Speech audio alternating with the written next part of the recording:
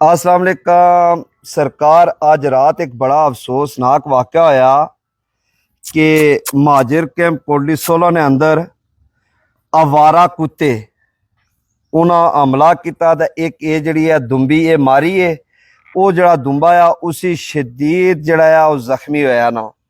इत्थे ने जड़े लोग न जिन्हें इस गंजान आबादी कुत्ते रखे ने, ठीक है, और जिन्हें भी इस इत्थे कुत्ते रखे हुए ये सारे इस जुर्म ने जेड़े बराबर ने शरीक न। और इन लोगों की के स्कूल ने बच्चे जड़े उन्हें वो रोडों पर जो जाने दे कुत्ते उन्होंने हमलावर उन्हें घरों में चीज़ों ही नुकसान करने। इन्हें जनाब ये रात क्या वाक़या होया जी?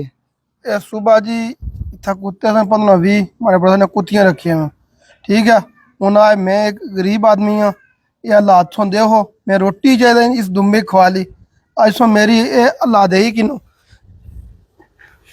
ये बस ठीक है, चेक करो, ये चेक करो तो ये चेक करो, ये हालात ने। ये सरकार कुत्ते इन्हें हमला किया तो कुत्ते जड़ा है ना इन्हें एक सी मुले मारी है तो एक बड़ा जख्मी हुआ।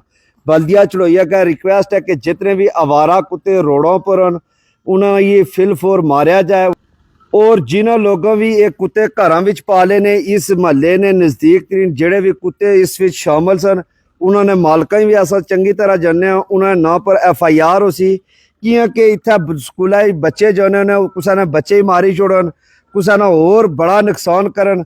उससे पहले असा इस पर भरपूर एक्शन कर सा। और जितने भी लोगों कुत्ते रखे ने महाजिर कैंप ने अंदर उन्हें ये अस रिक्वेस्ट करने कि फिल फोर इस बंदे ना अजाला किया जाए। इस बंदे को अच्छो तुसा सारे जड़े भी रार पार जिन्होंने कुत्ते है सन सारे अस पता कल कोई बंदा ये ना आखा जी कि साड़ी जात पर अटैक किया ने या साढ़ा मामलात किया ने। इत्थे कुत्ते रखने की जरूरत नहीं है। इत्थे कोई दूर दराज जड़ा कोई जंगल एरिया नहीं है या कोई ऐसा अलग मकान नहीं है कि जिथे कुत्तियां की जरूरत है या रखवाली है। ये तुसा कुत्ते रखने शौकिया तो इस बंदे ना तकरीबन ना करने भी 1.5 लाख रुपये का नुकसान होया। तो इस पर असा इंतजामिया का भी तो जेडे दोस्त अहबाब वीडियो देखने हो उस पर भी ये अस आने कि जिन्होंने लोगों कुत्ते रखे उन्होंने भरपूर तरीके एक्शन होना चाहिए ना। उन्होंने भाई और ना दे सकता उन्होंने पर एक्शन भी है ताकि वो इसमें अजाला करन। और जेडे आवारा कुत्ते हैं उन्हें बल्दिया जी चढ़ोइया उन्होंने रिक्वेस्ट करने हैं कि उन्हें ये फिल फोर ख़त्म किया जाए जिस तरह मर्जी। बहुत शुक्रिया पहलवान जी, अफसोस तो बगैर कोई नहीं हो सकना, लेकिन इस दुंबे असी ठालो जी।